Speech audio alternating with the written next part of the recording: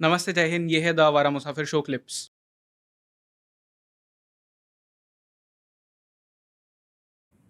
पर कसाब को directly execute क्यों नहीं किया गया? मतलब इसे केस क्यों, एक फेयर केस क्यों दिया हमने लड़ने के लिए, चांस क्यों दिया? हम हिंदुस्तान है। मतलब डेमोक्रेसी का फ्लॉ तो है ये डेमोक्रेसी का फ्लॉ नहीं है, ये डेमोक्रेसी की ताकत है।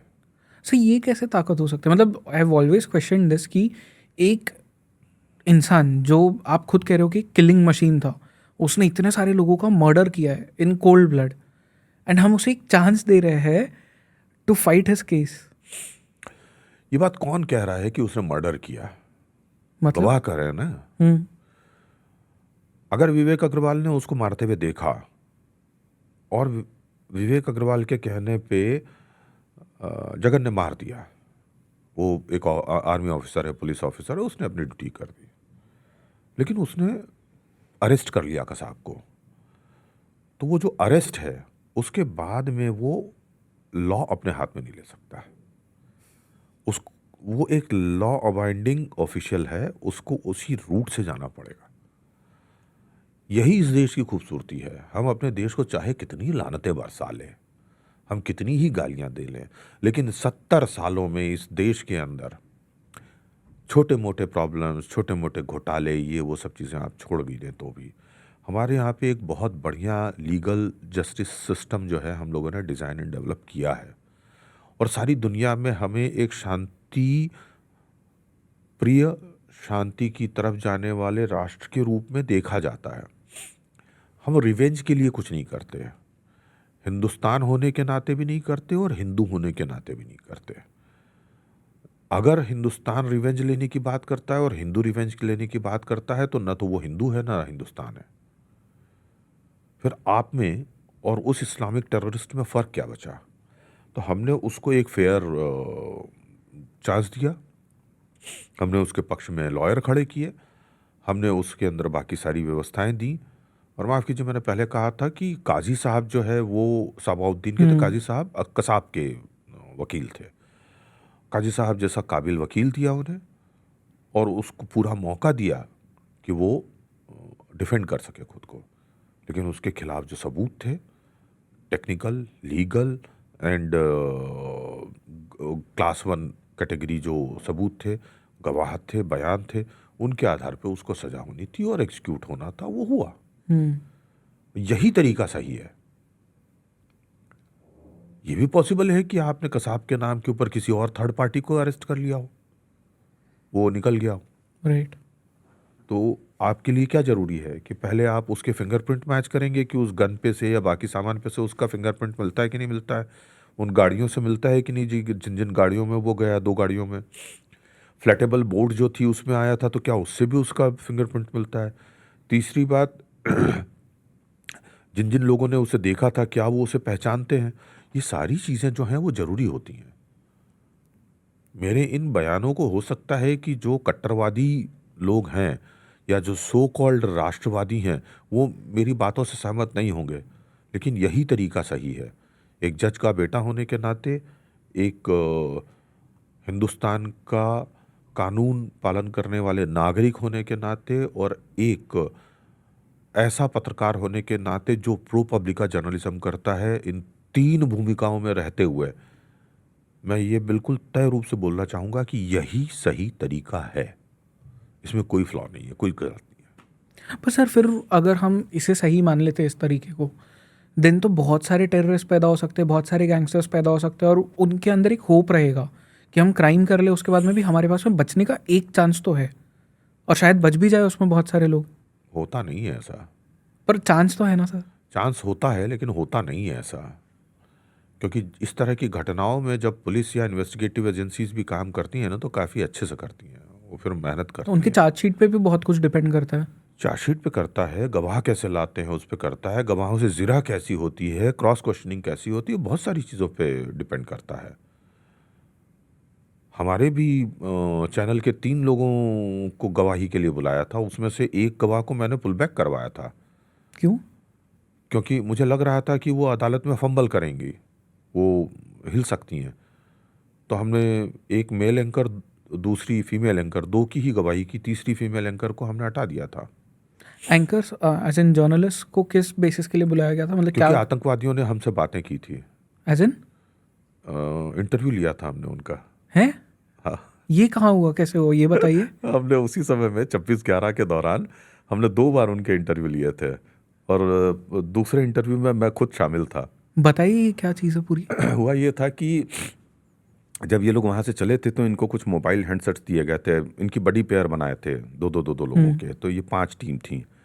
हर टीम के पास में एक मोबाइल फ़ोन भी था। हर मोबाइल फ़ोन के अंदर जो है इंडिया टीवी की लैंडलाइन नंबर दिल्ली की डाल करके दी गई थी अच्छा। कि जब आप वहाँ जाओगे, सक्सेसफुली आप ये सब कर लोगे, तो आपको इस नंबर पे इंडिया टीवी से ही बात करनी है और वो लोग आपका इंटरव्यू प्रसारित करेंगे।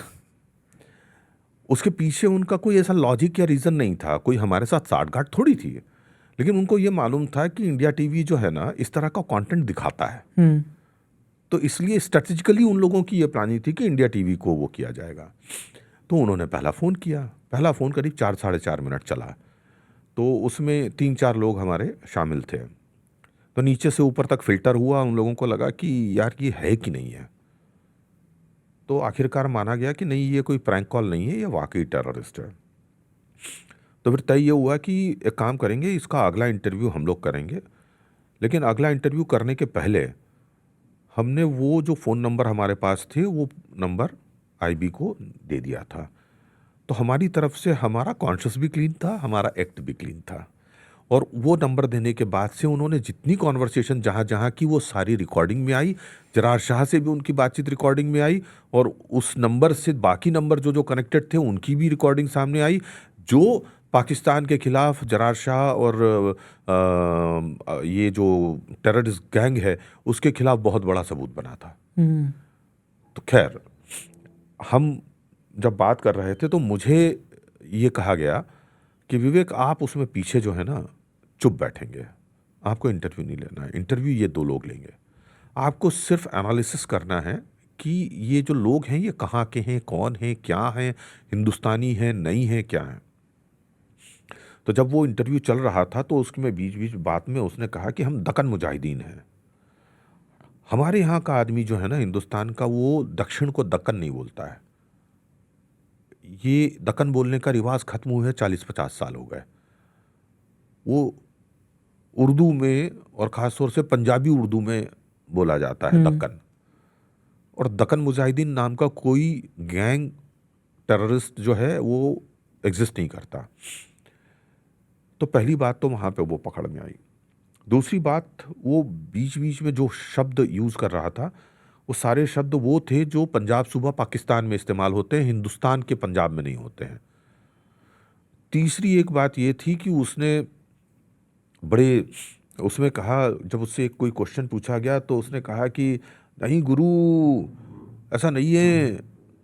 वो जो गुरु जिस तरीके से बोला, ऐसा गुरु जो है वो हिंदुस्तान में 2 जगह बोला जाता है।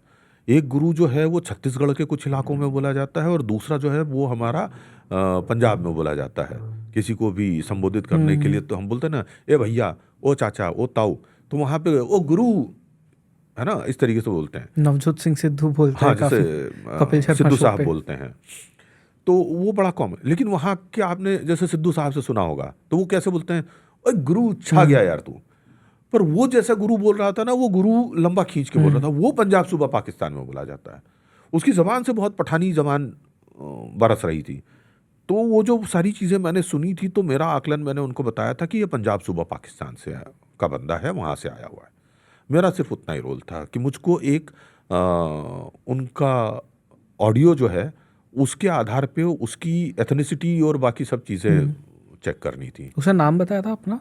नाम वो लोग फर्जी बता रहे थे। ओके। ने नाम बताया था शायद फहदुद्दीन या ऐसा कुछ नाम बताया था। वो टेप है ऑलरेडी मार्केट में अवेलेबल है, वो हमारा शायद मेरे भी यूट्यूब चैनल पर वो होगा। तो हमारा वो जो इंटरव्यू था पूरा, उसमें वीडियो में वो रिकॉर्डिंग है मौजूद। तो ये मतलब सिलसिला कुल मिला के हुआ था उसके अंदर।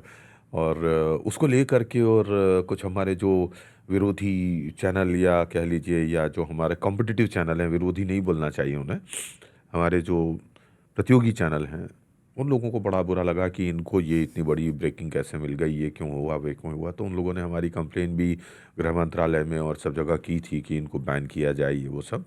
लेकिन हमारा चूँकि पहले से किया हुआ एक गुड डीड था हमारी तरफ से कि हमने वो नंबर प्रोवाइड कर दिया था पहले ही, जिससे कि एजेंसीज़ को बहुत बेनिफिट हुआ था। तो उन्होंने कहा कि नहीं, इनके खिलाफ एक्शन लेना सही नहीं होगा, क्योंकि उनका कॉन्शियस जो है वो क्लीन है। ओके। तो इसके कारण फिर हमारे खिलाफ एक्शन नहीं हुआ। लेकिन जब जजमेंट आया तो उस जजमेंट में भी जज साहब ने हम लोगों के लिए बहुत अच्छी बातें कही थी कि इन लोगों ने बहुत अच्छा काम किया है। आप शायद सवाल पूछें ना पूछें, लेकिन मैं इस चीज़ से ही जुड़ा हुआ, चूँकि जज साहब ने हमारी तारीफ़ की थी, साथ ही साथ में समाज उस समय हमें गालियाँ दे रहा था, सिस्टम हमें गालियाँ दे रहा था, लोग हमें लताड़ रहे थे और बहुत बुरी तरह कोस रहे थे, क्योंकि मीडिया का भी ये पहली बार एक्सपोज़र था इतने बड़े अटैक को कवर करने का। तो अति उत्साह में कुछ लोगों ने जो हमारे आर्मी की जो या स्नाइपर्स की जो लोकेशंस थी वो रिवील कर दी थी, वो सब चीज़ें कर दी थी। मैंने भी खुद ने वो गलती की थी, लेकिन हमें जैसे ही इस बारे में रियलाइजेशन हुआ, हमने समाज से, राष्ट्र से इस चीज़ के लिए बहुत ही खेद जताते हुए और माफ़ी भी मांगी थी। ऐसा नहीं है कि हमने वो नहीं किया था, हमने कहा था कि हमसे ये गलती हुई है और चूँकि हमारे अति उत्साह की वजह से हुई है। लेकिन हमारा इंटेंशन, हमारा इरादा जो है वो अपने देश की जनता को या हमारे सोल्जर्स को नुकसान पहुंचाने का नहीं है। हमने वो किया था तब भी, और इस चीज़ को भी हमारी एजेंसीज़ ने, हमारे सिस्टम ने, हमारी आर्मी ने, एनएसजी ने, सब ने उसको बहुत स्पोर्टिंगली लिया था, इवन अदालत ने भी लिया फिर।